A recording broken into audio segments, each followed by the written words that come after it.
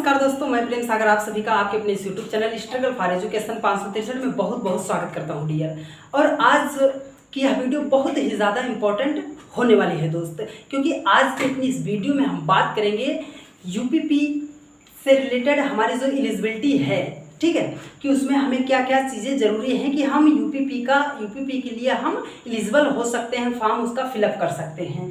और साथ ही साथ है ना, जब हम भर्ती हो जाएंगे तो जो सबसे ज़रूरी होती है, जिसके लिए हम इतना मेहनत करेंगे, सैलरी, उसको भी हम आपको बहुत अच्छे तरीके से बताएंगे डियर, कि जब आप सेलेक्ट हो जाओगे तो आपको कितना सारा पैसा मिलेगा। ठीक है, चलिए तो सबसे पहले हम आपको भर्ती करा देते हैं, उसके बाद आप सैलरी पाओगे ना। चलो आपको सारी चीज़ें हम बता रहे हैं, ठीक है, क्योंकि इस टाइम जो है लगभग खबर आ रही है कि 18 जून ये जून में ही यूपीपी की वैकेंसी आएगी। कितना हद तक ये सही है, सारी बातों को हम बहुत जल्दी और बहुत आसान भाषा में समझने का प्रयास करेंगे। और यदि आप चैनल पर नए हो तो चैनल को सब्सक्राइब तुरंत कर लो और ज़्यादा से ज़्यादा अपने भैया जन के पास शेयर जरूर कर दो। ठीक है, चलिए डियर, देखो बात आई यूपीपी मतलब उत्तर प्रदेश पुलिस भर्ती 2023 को लेकर बड़ा बवाल मचा है डियर। ये भर्ती 100% जून में ही आ जाएगी, ये 100% है। ठीक है, अब देखो हमें क्या करना है सर, हमें तो एलिजिबिलिटी चेक करना है, योग्यता क्या होनी चाहिए।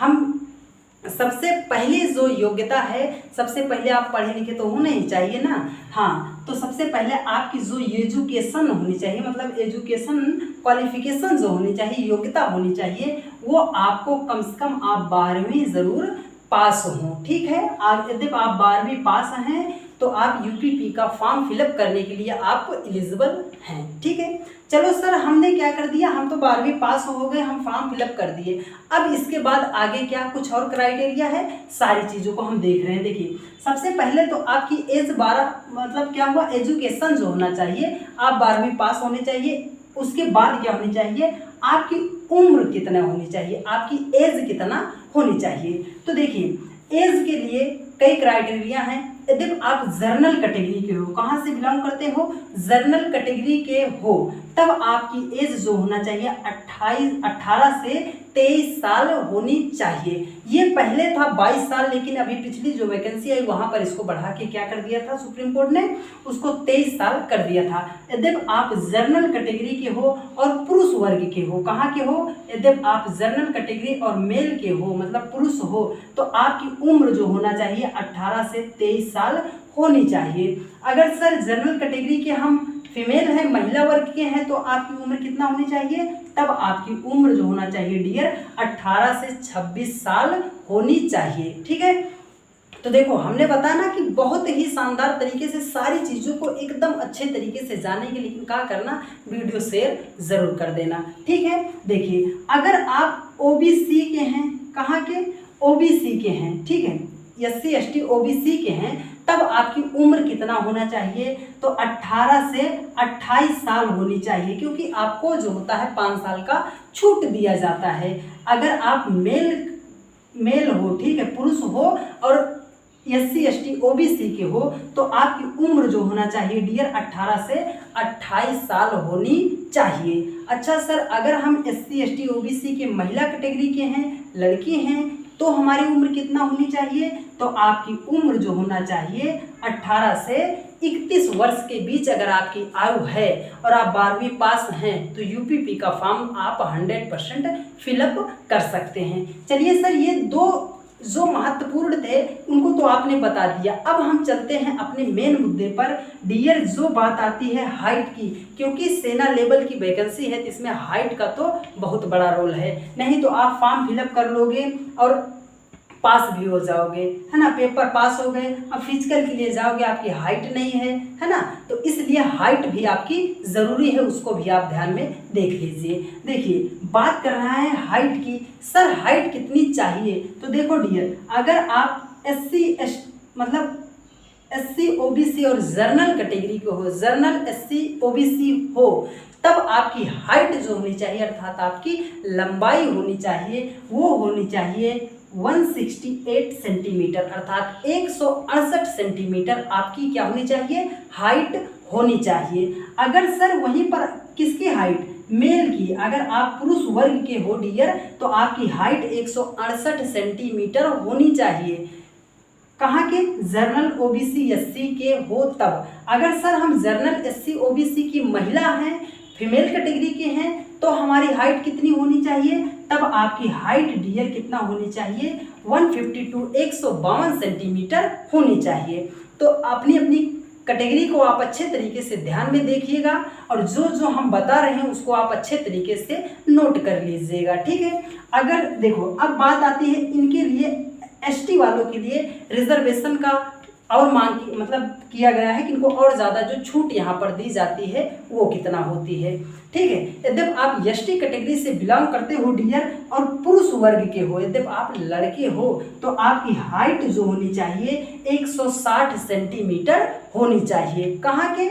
एसटी कैटेगरी के हो और पुरुष वर्ग के हो, अर्थात लड़के हो ना डियर, तो आप क्या हाइट कितना होनी चाहिए? 160 सेंटीमीटर आपकी हाइट होनी चाहिए। यदि सर महिला है तो देखो बहुत कम हाइट यहाँ पर मांगी गई है। यदि आप एसटी कैटेगरी के फीमेल हो, है ना, फीमेल कैंडिडेट हो, महिला हो, तो आपकी हाइट केवल व केवल 147 सेंटीमीटर होनी चाहिए। ये तो इतना रहा सर किसकी बात? हमारी एलिजिबिलिटी की कि क्या क्या चीज़ें हमारे पास होनी चाहिए। सर हम तो इंटर भी पास हो गए, हमारी उम्र भी हो चुकी है ना, शादी की नहीं जॉब की, ठीक है। देखो अब उसकी बात कर रहा है कि हमारी हाइट भी है, तो अब हमें क्या करना होगा? ये तो फिजिकल में हमने इसको बताया, और मेन जो ज़रूरी बात है यूपीपी की वैकेंसी है, सेना की वैकेंसी है, तो घोड़ा दौड़ तो होनी ही है।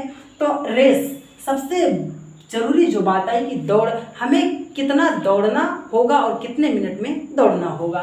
तो डियर देखिए, यद्यपि आप पुरुष हो, यही लिए तो हम बता रहे हैं, पुरुष कैटेगरी के हो, तो आपको 4800 मीटर जो है वो 25 मिनट में दौड़कर तय करना होगा। कितना? 4800 मीटर की दौड़ जो है आपको 25 मिनट में पूरा करना होगा। लेकिन कब? यदि आप पुरुष कैटेगरी के हो तब। अगर सर हम महिला हैं तब, अगर आप महिला हो ना डियर, तो आप क्या करोगे? 2400 मीटर अर्थात 2.4 किलोमीटर जो होगा आपको 14 मिनट में तय करना पड़ेगा। अच्छा सर हमने क्या किया? हम तो एलिजिबल हो गए, हमने क्या किया? एलिजिबल हो गए, हमारी एजुकेशन भी हो गई, हाइट भी हो गई, हम पेपर को का कर लिए, फॉर्म डाले, पास भी हो गए। अब जब हम पास हो गए और नौकरी पा गए ना, तो ज़रा वो बता दीजिए ना जिसका हमें था इंतज़ार, जब हम सफल हो जाएंगे तो हमारी जो है सैलरी कितना आएगी। तो एक एक बातों को हम आपको नोट करके बता दे रहे हैं कि सारी चीज़ें, आपकी सैलरी कितने ग्रेड पे की नौकरी है, कितना इसमें डीए मिलता है, ठीक है, कितना इसमें डब्ल्यूए मिलता है, सारी चीज़ को हम आपको बता दे रहे हैं, ठीक है। ये कि वीडियो में आपको सारी चीज़ें मिल रही हैं डियर, तो आप लोग सब्सक्राइब ज़रूर कीजिएगा और अपने भैया जन के पास शेयर ज़रूर कीजिएगा, ठीक है। देखो इसकी बात करते हैं हम डियर सैलरी की, है ना, सैलरी मतलब का वेतन, ठीक है, रुपया। देखो तो ये किस ग्रेड पे की नौकरी है डियर, आपको इसमें कितना ग्रेड पे मिलता है? तो आपको ग्रेड पे जो मिलता है वो 2000 रुपया आपको क्या मिलता है? यूपीपी कांस्टेबल में आपको 2000 रुपया ग्रेड पे मिलता है। अब ग्रेड पे क्या होता है ये हम आपको किसी और वीडियो में बताएंगे ना, नहीं तो वीडियो ज़्यादा लंबी हो जाएगी। अब आपका जो मूल वेतन होता है सर, हमारा जो मूल वेतन होता है वो हमें कितना दिया जाता है? तो आपको दिया जाता है डियर 21,700 रुपये जो होता है आपका मूल वेतन होता है। अब कुछ लोग ये कहेंगे कहाँ सर जी हमको 21,700 रुपये मिलेगा? अरे रुको ज़रा, अभी पूरा बताने तो दो, उसके बाद हम बताएंगे ना कि आपको कितना रुपए टोटल मिलता है, ठीक है। अब उसमें एक आता है डीए, क्या होता है? अब क्या आ गया?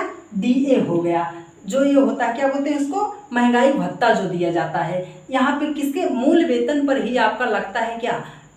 महंगाई भत्ता।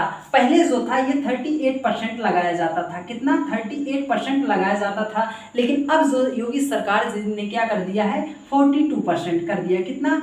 42% इसको कर दिया, किसका? डीए महंगाई भत्ता को 42% कर दिया, जिससे इसी का आप 42% निकालोगे तो ये आएगा कितना? 9,114 रुपये, अर्थात डीए जो आपको दिया जाएगा 9,114 रुपये का आपको डीए भी दिया जाता है। सर अब आ गया एसपीएल। एसपीएल जो होता है आपको वो 100 रुपया दिया जाता है। अब बात आई डब्ल्यूए, ठीक है, डब्ल्यूए जो आपको दिया जाता है 188 रुपए दिया जाता है। और आपको खाना खाने के लिए ना वो भी आपको सरकार क्या करती है, पैसा देती है। कितना देती है, 1875 रुपये आपको फूड भोजन के लिए भी दिया जाता है। अब सर ज़रा आप हमें ये बताइए कि अब हमारी सैलरी कितना हो गई, तो अब आप इसको क्या करो, टोटल आप ऐड करो ना, 2000, 21,700, उसके बाद 9,114 रुपये, 100 रुपये, 188 और 1875 रुपये। इसका आप काउंट कर लेना, इसका काउंट आप स्वयं कर लेना, लगभग 31,000 कुछ रुपए आपका बनेगा। ठीक है, तो जो पहली सैलरी आपको दी जाएगी डियर, इन सारी चीज़ों को जोड़कर आपकी पहली सैलरी होगी लगभग 31,000 रुपये। ठीक है, ये तो मूल वेतन था 21,700 रुपये। तो जिस दिन आप ज्वाइन करोगे और जिस दिन आपका 1 महीना पूरा हो जाएगा डियर, आपको लगभग 31,000 रुपये जो दिया जाता है वो पहली सैलरी दिया जाएगा। और इसी में क्या होता है, अभी हम आपको बताते हैं ना कि जरा पढ़ लो बाबू। तो आप लोग क्या करते हो, फ़ोन पे बातें करते हो ना, जो फ़ोन का अभी आप पर्सनल रिचार्ज करा रहे हो ना, उसमें आपको रिचार्ज का बिल भी सरकार देगी। कितनी बार देगी, 2 बार देती है। ठीक है, 6 मंथ करके उसमें क्या करेगा, 1,000 रुपया करके आपको 2,000 रुपया सरकार क्या करेगी, रिचार्ज करने का भी देगी। लो अब जितनी बात कर सकते हो आप करो, समझे ना। लेकिन कब, इन सारी चीज़ों को आप पास कर लो, जब आप सैलरी पाने लगोगे ना तब आपको देगी। ठीक है, उसके बाद क्या आती है, इसी में आपको वर्दी के लिए भी पैसा दिया जाता है। वो भी साल भर में 2 बार दिया जाता है, हर 6 महीने पर 1 बार दिया जाता है, 3,000 रुपया करके दिया जाता है। तो इतनी सारी सुविधाएं आपको दी जाती हैं, कहाँ, यूपीपी कांस्टेबल में। ठीक है, तो आपको सारी चीज़ें तो पता चल गई होंगी डियर कि क्या क्या चीज़ें क्राइटेरिया हैं, हमें कितना पैसा मिलता है, हमारी सैलरी क्या होती है, और हमें इस भर्ती में आने के लिए हमें क्या क्या चीज़ें होनी चाहिए, तब हम एलिजिबल हो पाएंगे। तो आई होप आप सभी को सारी चीज़ें बहुत अच्छे तरीके से समझ में आ गई है। और इसी जून 2023 में आपकी वैकेंसी, बम्पर वैकेंसी आ रही है। कितना पदों पर, 41,028 पदों पर भर्ती आ रही है डियर। तो चूको मत, जितना भी दमखम है इस बार लगा दो, और हमारे चैनल को क्या कर लो, आप सब्सक्राइब जरूर कर लो। आपकी क्लासेज होंगी बहुत खूबसूरती के साथ चलती हुई नज़र आएंगी, बस 1-2 दिन की बात है। ठीक है, तो आप लोगों को यहीं पर हम अपनी क्लास को एंड करते हैं और आप लोगों से हम क्लास में मिलेंगे। लेकिन इतना बताने के बाद आपको ये बता दें कि जब ये सारी चीज़ें हो गई, यहाँ हम पैसा पाने लगेंगे तो क्या होगा। बस वही एक बात आपको बता दे रहे हैं कि बस कुछ दिन की खामोशी है वरना फिर शोर आएगा। बस कुछ दिन की खामोशी है वरना फिर शोर आएगा। तुम्हारा वक्त आया था, हमारा दौर आएगा। तुम्हारा वक्त आया था, हमारा दौर आएगा। ओके डियर, आप सभी लोगों से मिलते हैं नेक्स्ट वीडियो में। तब तक के लिए जय हिंद, जय भारत, वंदे।